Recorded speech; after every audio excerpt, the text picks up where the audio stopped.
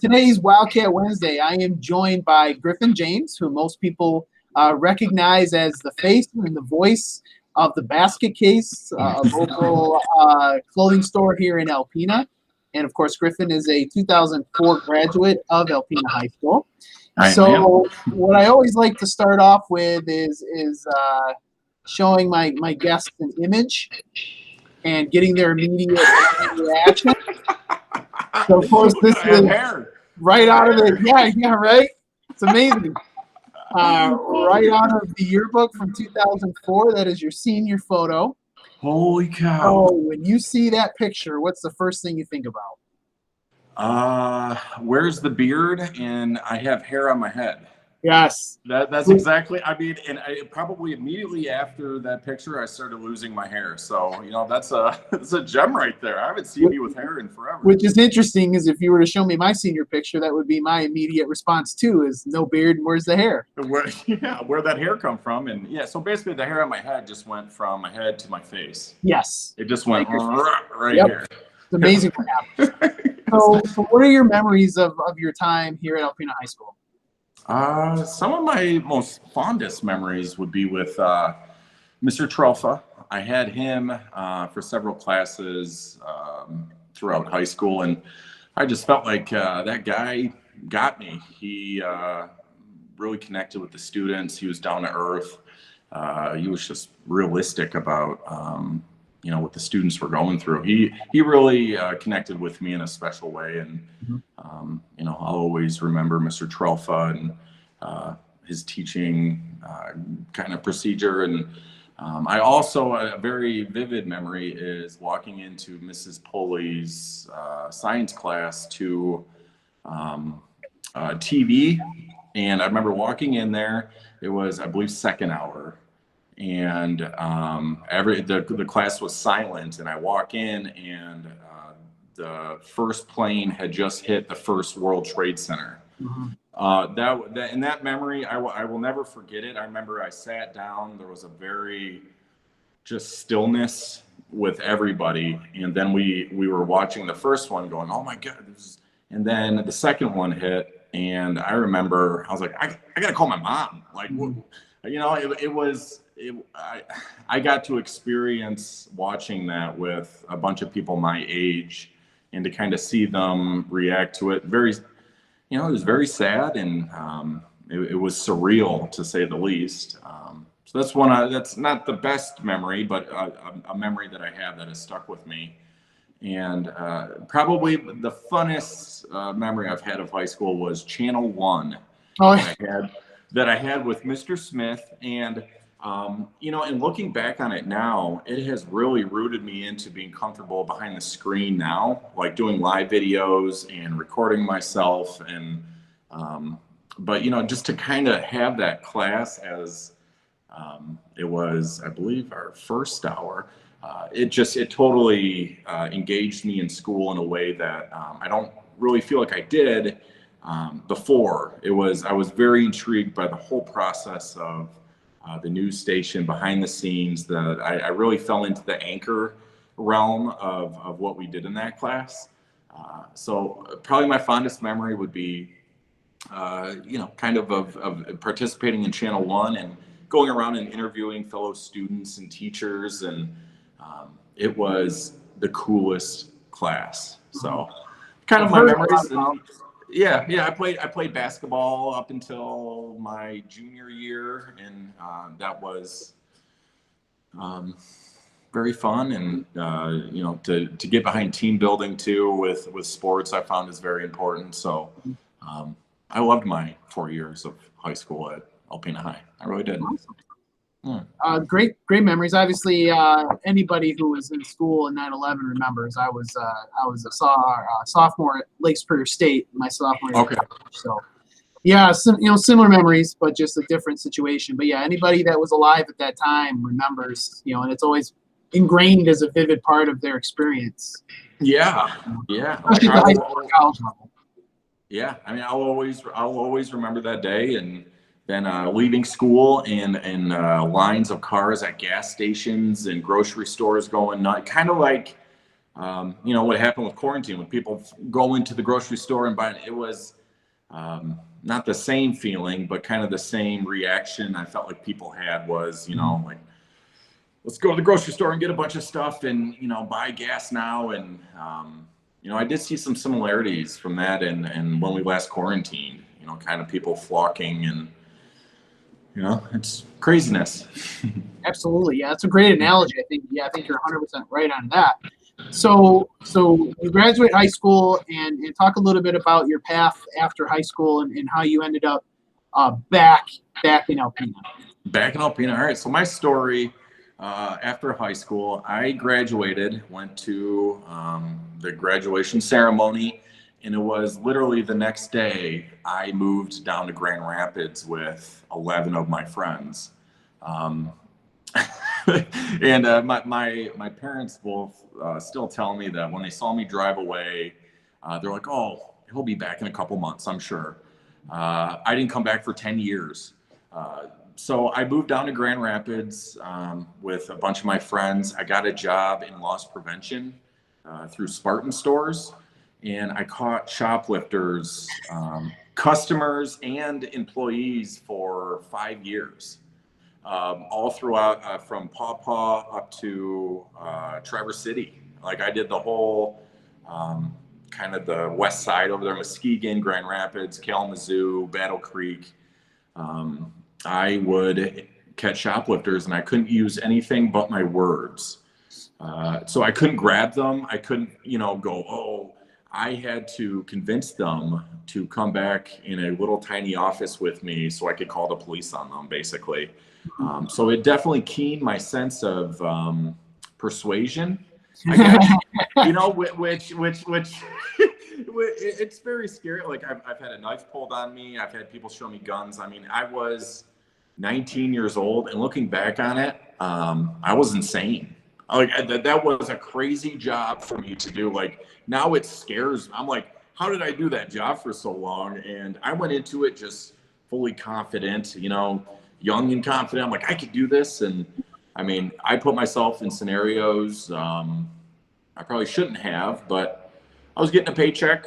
It was a very thrilling, it was a very exciting job. And so I did that for a while. And then from Grand Rapids, I was there for 5 years, had a time of my life. I mean, I'm still a huge fan of Yesterdog. That's one of my favorite places in Grand Rapids. I moved over to Ann Arbor, where I got a job with Whole Foods, and I started part-time in the seafood department, just cutting up fish. And through cutting up fish part-time, I rose the ranks within Whole Foods. I became the seafood buyer. From seafood buyer, I went to frozen buyer for the whole frozen department in the store. And then from frozen department, I went into the dairy department, which was one of the hardest jobs I've ever done. Just expiration dates, they still haunt my dreams. I can't look at milk the same anymore. And then from dairy buyer, I was the associate grocery team leader, and then I became the grocery team leader. And I did that for about 5 years. And after 5 years, I went, okay, I have this really good job. I had a house right on the outskirts of downtown Ann Arbor. I had everything material, a middle-aged male could ever want, but I did not have the wife or the kids. And, quite frankly, I got homesick. And I packed everything up, moved home, got affiliated with the basket case here, met my wife, Andrea, and now we have 2 kids. So I basically traded, material, like the nice vehicle and the nice house, for everything I feel like is truly important. So. Absolutely. Yeah, that's a powerful message. It's tough for people to do that, so I applaud you for that, and Alpena better for having you here. Yeah. So talk a little bit about so the basket case. Obviously, there's 2 locations of the basket case. There's one in Alpena, and there's actually 3 now, right? There's 3. Yeah, there's 3 locations now. Yep. So what is your role with Basket Case? So I'm basically I oversee operations here at the store in Alpena. And then we as a family, it's a family run business. So it's my parents, my sister. When my other siblings come to town, they help out around here. My brother-in-law, Brian, he works here, and he's taught me a thing or two about customer service and just engaging with people. So it's a very close-knit family business. We all kind of have different. I'm more of if somebody needs to be interviewed for like the news, or we need to do a live thing, or I'm basically the face and the voice of the Basket Case. So Absolutely. yeah, I love Okay. it. Yeah, and it's as somebody who first came to Alpena as a newbie. I'm not originally from here. Yeah. One of the first establishments that I walked into was yours, and Oh, yeah. it made you feel very much. It's very much an Alpena feel when you walk in there, and you can't walk into the Basket Case and not have a pride of living in Northeast Michigan. Absolutely. That's what we're going for. Absolutely. Well, you do a great job at that. So Oh, well, thank you. Thank you. So this is going to be a tougher question. What is it like to be a small business owner right now in the age of COVID? Well, it's tough to say the least. It's definitely scary at moments, but the power of positivity.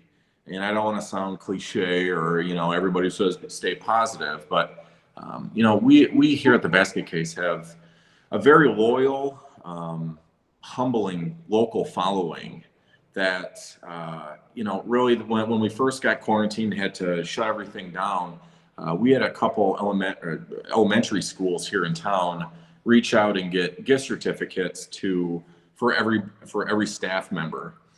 There's certain entities and businesses and just individuals here in town that I feel like won't allow us to fail. And that roots back to my love for Alpena and the residents here. We back small businesses. We back people that we know will back us.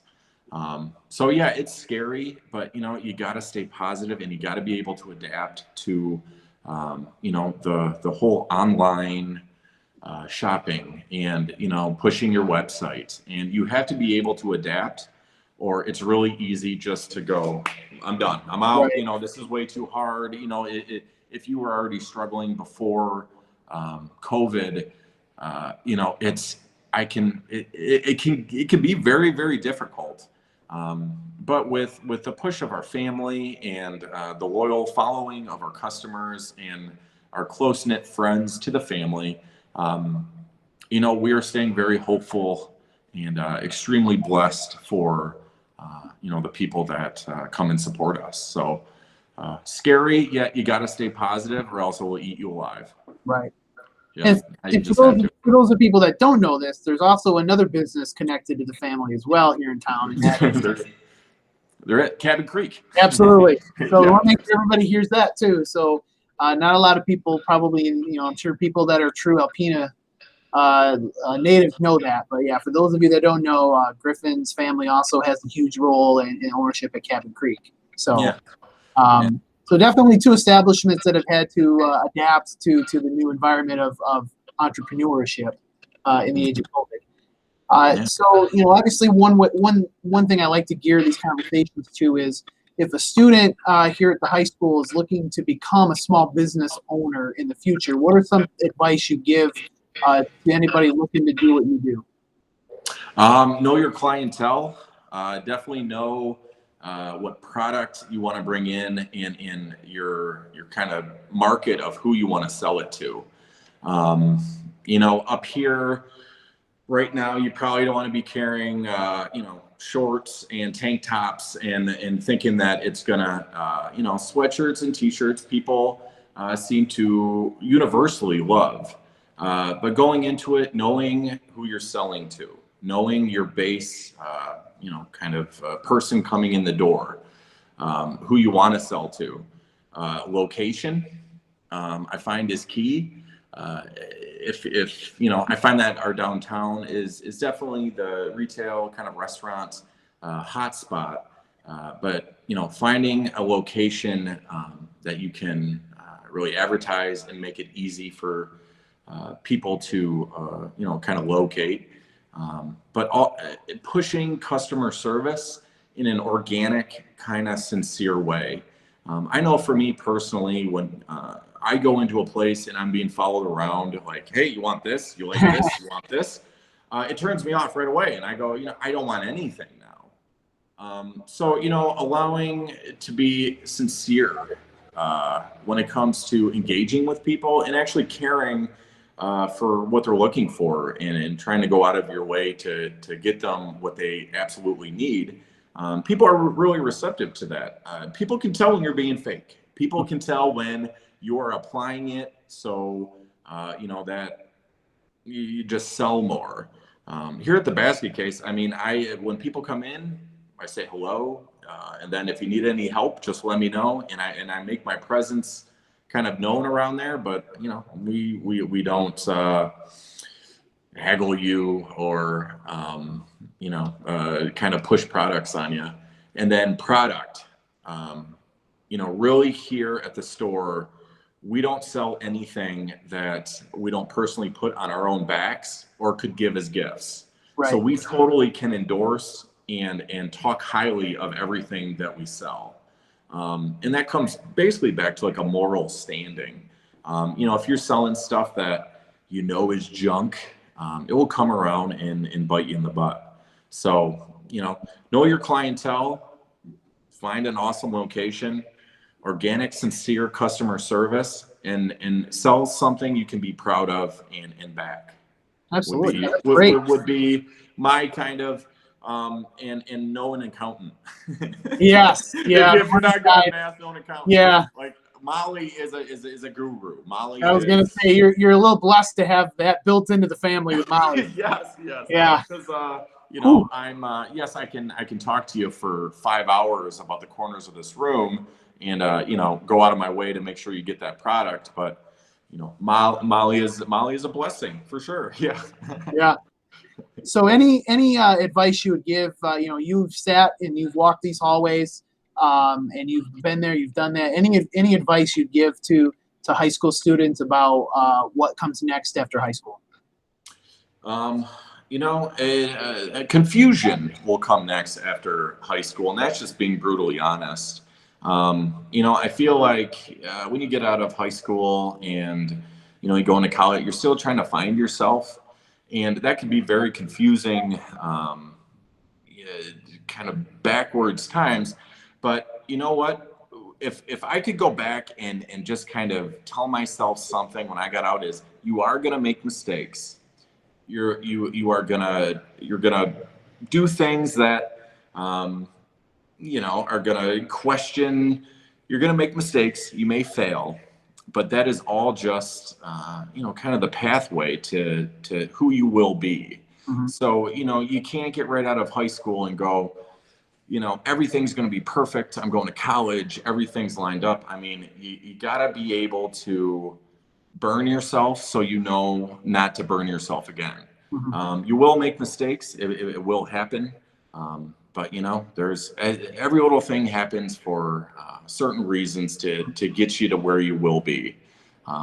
So it was crazy for me when I got out of high school. I was confused and all over the place, and but I now looking back on it, every little thing that happened, good or bad, has led me to finding myself and actually being happy with what I do as a career, and my wife and my kids. So don't let a little hiccup, send you south. Absolutely. Keep on going. Keep on keeping on. Yeah, keep on keeping on. So last question, Basket Case. Is there a meaning behind the name of that? Where did that come from? So that would be my wonderful mom. My mom came up with the name, and it just came to her. No, and I am not the local Basket Case, as much as people do think I am. I am not the local Basket Case guy. I get called that all the time. I'll be out in Meyer and be like, "Hey, it's the Basket Case guy." Yes, I'm crazy, but I'm not. But my mom my mom came up with that name 11 years ago, and it's just kind of stuck. So We're yeah, glad we did. yeah, it's stuck, and it's people like it, and you remember it, and it's wholesome, and it's fun. So it's I'm glad she just it came to her. Yeah, awesome. Yeah. Well, I want to thank you for your time. My pleasure, Tom. And again, we're proud of as a high school principal, we're proud of our alumni like you that are giving back to our community. And Absolutely. I'm very much a fond believer of all in for Alpena. So I certainly encourage anybody out there to check out the local basket case. I personally have 5 T-shirts, 3 sweatshirts. So I myself am a loyal customer of the basket case. And again, I want to thank you for your time. No, my pleasure. Thanks for having me here. All right. All right.